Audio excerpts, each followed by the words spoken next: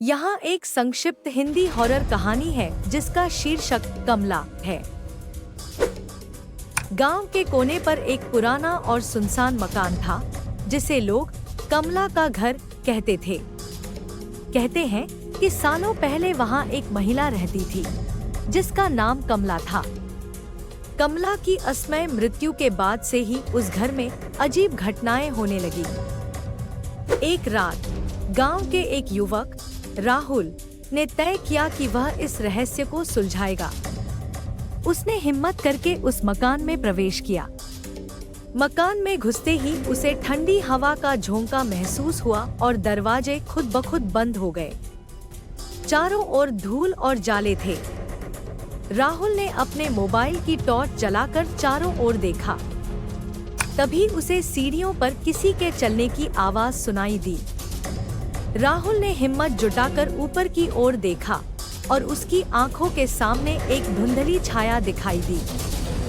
वह छाया धीरे धीरे स्पष्ट होने लगी और राहुल ने देखा कि वह एक महिला थी, वही कमला।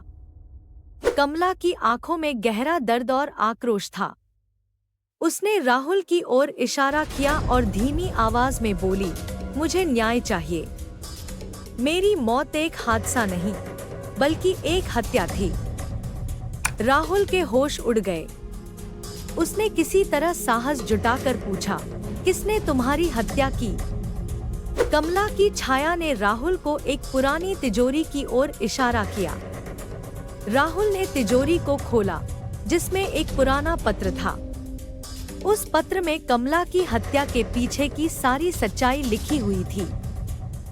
राहुल ने गांव के मुखिया को सारी बात बताई और कमला की आत्मा को न्याय दिलवाने के लिए पुलिस को बुलाया। पुलिस ने हत्यारे को गिरफ्तार कर लिया। उसके बाद से कमला का घर फिर कभी डरावना नहीं रहा। गांव वाले अब उसे कमला का न्याय के नाम से जानते हैं। यह कहानी रहस्य और भय से भरी हुई है और इसमें एक निष्पक्ष अंत भी है।